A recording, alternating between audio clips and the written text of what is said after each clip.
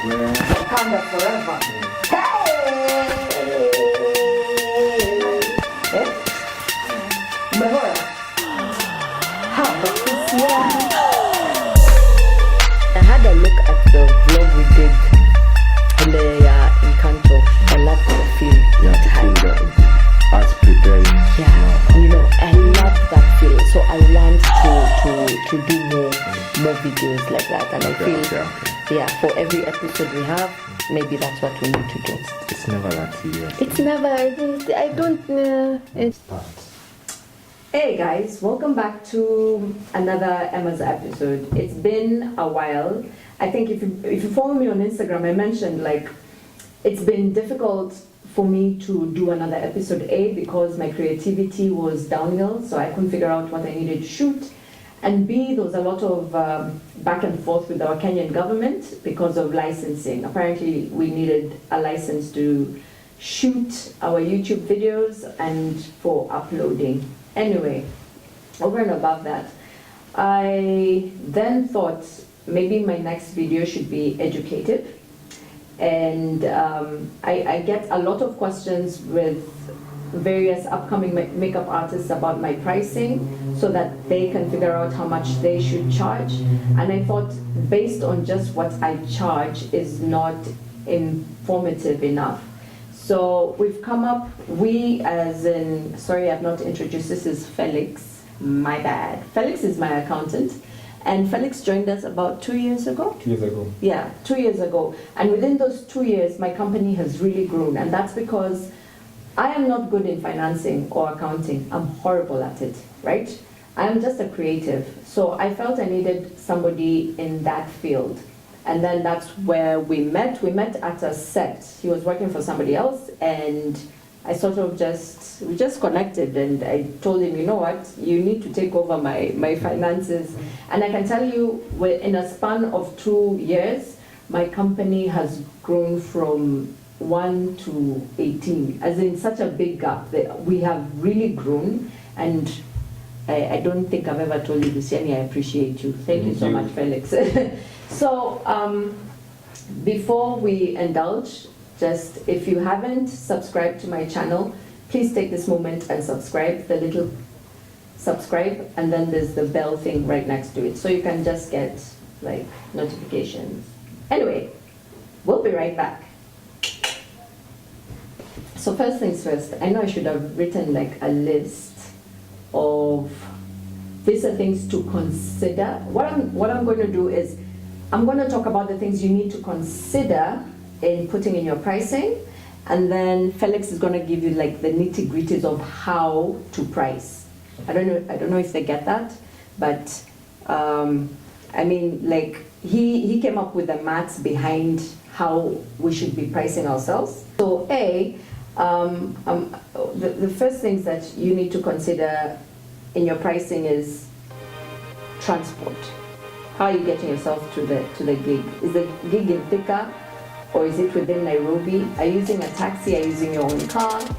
Are you using matatus? You know, all this, but I wouldn't advise for matatus, not because I don't like matatus, but because if you have a makeup kit, right, it's gonna attract attention. So you wanna avoid guys saying, hey, Connie, what is that chick carrying?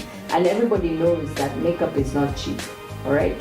So I would advocate just get an Uber or Taxify, something, you know, just to get yourself safely to your gig.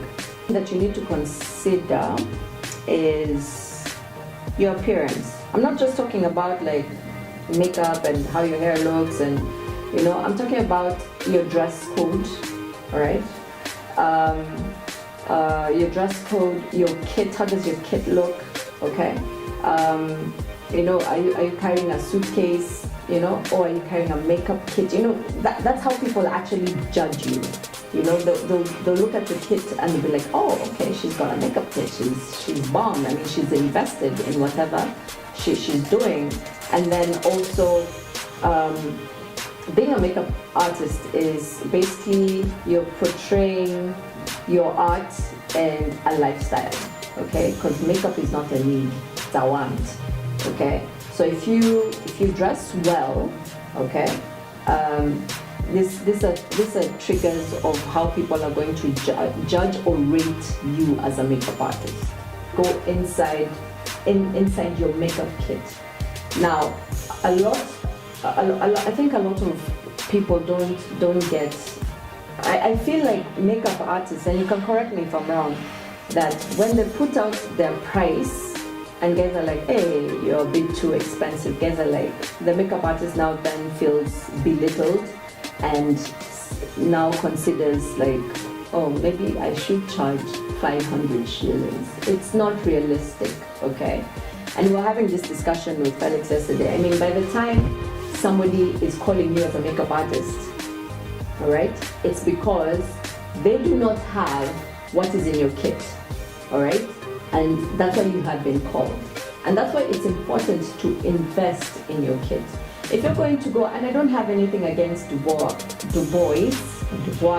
whatever you want to call it, I don't have anything against it, but everyone can't afford that, okay? But you need to invest in a product that's worth 6,000, 8,000 bob, you know, so that when somebody calls you and you're like, no, I charge 7,000 Kenya shillings, and guys are like, hey, you're a bit too expensive, and in your head you're like, why don't you go buy the products yourself? I'll walk into Mark and I buy 4 products. I've spent like 30 days. And somebody's telling me I'm too expensive. It's okay, by the way, it's never that serious. Let me just tell you, you guys need to respect makeup artists. I feel like makeup artists are not yet respected because they feel it's a hobby. It's not a hobby, and it's not right. I mean, like now, if you look at what Emma's Brush does, we're a company where we've hired people that we need to pay, you know, and we're giving you service that is not, it's not shoddy. I would like to believe, I mean, you know, so for the makeup artists out there, I mean, you stick to your grounds. I mean, by the time somebody is calling you, they like your art, okay? So don't feel belittled, like, oh, okay, maybe I can, it's okay to negotiate. But when you're negotiating, you don't negotiate to a place where now you're making a loss, okay? Yeah? I don't know if I see. Very true. A lot of your clients are going to ask you questions, which is like consultation, all right? So, I mean, you go see a doctor, even though there's nothing wrong with you, you pay consultation fee. I don't see why somebody's going to ask you questions, and it's based on your knowledge and your experience that you're going to share. So that is also something you need to consider in your fee. I don't know if I've missed anything. I'll probably think of something and probably interject Felix when he's talking. Sorry, Felix. I think just to add on what Emma said, you need to know the exact details of your job. Yeah, true. How many people you're doing? How many heads you're doing? Yes. The hours you're going to spend there. Exactly. And everything that you discussed has to be binded in an agreement. Yeah. So that maybe if you had agreed on working for 6 hours, then they exceed, obviously they're going to have to, they're going to incur extra charges for that. Or if you had agreed 4 heads, then they have an additional 2 heads. They definitely have to incur another cost for that. Yeah, that's true. And after we do this, it's important for them to have like a rate card for your wedding, a rate card for your TV production, a rate card for bridal. I think I'm repeating myself, but yeah, it's important to have rate cards for every aspect of makeup industry. That people mostly, or even myself, I forget. When I have been called for a job and then where I'm going, I have been told to park and I have to pay for the parking. Yeah. So it's always good to ask, is there parking? Is there a parking fee? Yeah. So that you can, the cost has to be incurred by somebody. Sometimes me, I can't lie, that cost is never on me. You know, I'm not about to pay any, but the parking fee is a bit expensive here in Nairobi. So this is where Felix takes over. Okay, so now I'm going to take you through the factors to consider when setting your prices. First, let me say that if you know you're a makeup artist and you're doing it as a career, not as a hobby, no one should dictate the prices you're going to offer to them. So long as you know your work.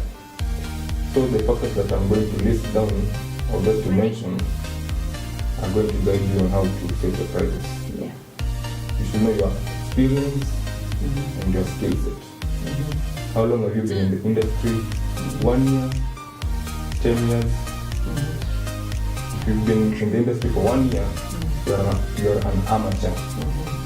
If you've been in the industry for 10 years, at least I can say you're a pro or something. Yeah. So, if you're an amateur, you cannot set your prices the same with that of a professional. Reason being, you're not yet known out there. You need to make yourself known first. And your skill set, your hand is not as easy, it doesn't glide as easily, you're still static in your drawing and in your art. So speed, and speed, exactly. You can spend like 1 hour on one head costing, You can take your products, do costing per product. That's like how much you have spent. So my foundation was 2,500. Yeah. My primer was 1,000. So you're listing like the products you have in your kit. Yeah. So you can do like this. You can say maybe the foundation. How many heads can you use before you are done with that particular foundation? Yeah. Do your costing per head. For each how do they do that costing per head? Yeah, so they have the foundation of 2,500 and per head it can do 10 to 15 heads. Before you let's say yes. Okay, 10 to 15 per head. You can just do the price per foundation. You divide by the number of heads. Then that is the cost per head. Yeah, then you assume that's in fact divided by the team is around one something, So you assume on foundation alone, one client spends maybe like 150 shillings. Out of that 150, you have to do your markup. Because you're here to make profits.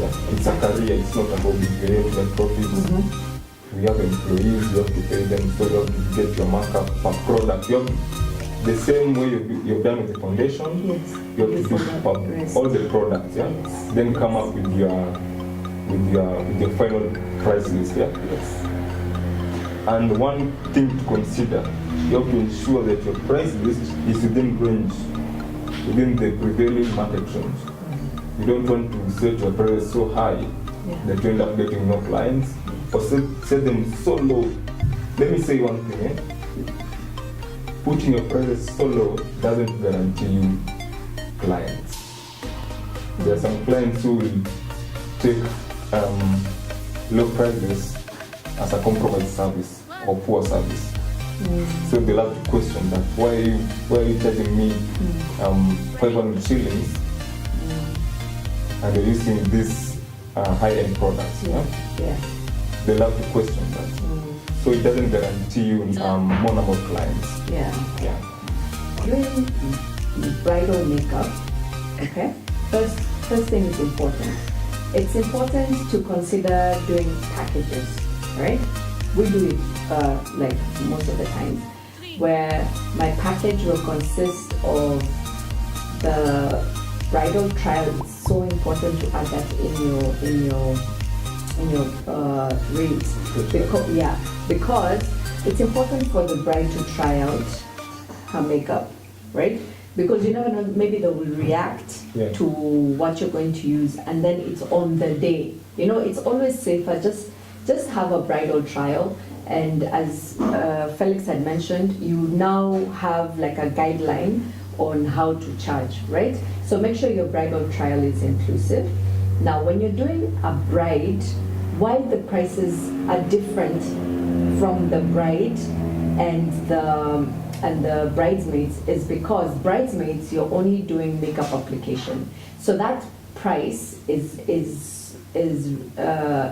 goes with walk-ins and it's like the standard rates that you have, okay? That said, are you including your lashes? Where are you buying your lashes from? You include all that.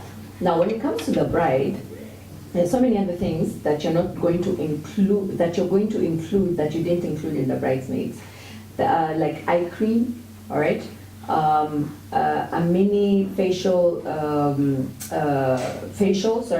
like the toners, the scrubber, the facial wash. You're going to do like a mini facial, prepare her skin. I usually call it preparation of the skin first, and then makeup application. So then you're going to include the eye cream, the anti-wrinkle, serum, all that, and that's pretty expensive, and that's what you're going, that's inclusive of the bridal package. And that's why brides are always, the pricing is always more expensive. I'm sure guys are like, but see, it's just makeup application. No, the products that are being used on a bride are way more. There are some brides that I don't. That's because they really wanted me to do their makeup, so I have to take away quite some of my products from me doing their faces.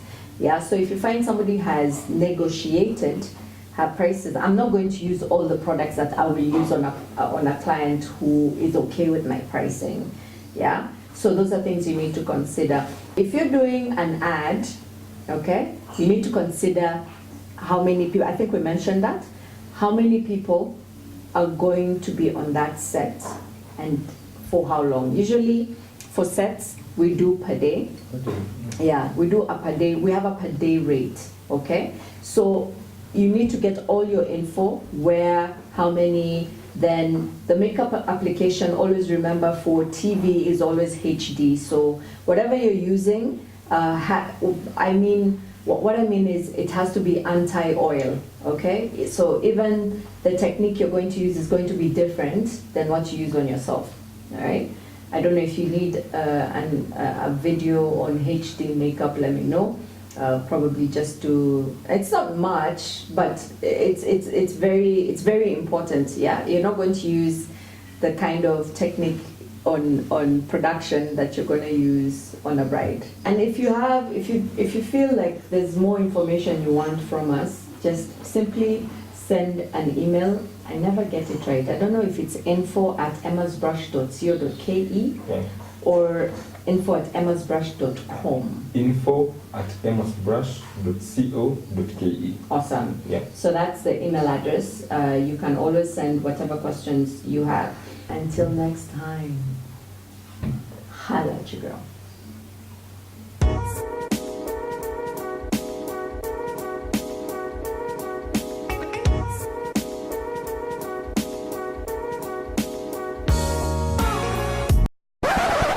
No, unajua ile gate tulikuwa tumechukua hiyo black gate. Sema kupotea. It wasn't actually the place. Iko hapo. Sio sisi. Come on. There's nothing like see, but tulikuwa si wawili. I refuse to put that, but if this thing is on, by the way, we need to add that. Ile gate ya Encanto, by the tulikuwa tumepotea. Why you ile ya black yenye ilifunguliwa? Haikufunguliwa huko. Mwalimu lifika hivi. Before tufikia kwa hiyo gate. Mlikata vitu hapo. Tulikuwa tumezunguka. Tulikuwa tumezunguka. Angalia huyu mtu. What? Nasia. Hatukuwa tumezunguka, tulifika tu hiyo gate, tuka reverse, ukachukua now the phone ukasema no, let's try this entrance. Yes, he's the one who suggested it. Mwalimu itishwa school fees, mwalimu wa geography, navigation. By the way, I don't like you right now. Kuna venye tunafaa kumkata pay slip yake hapa.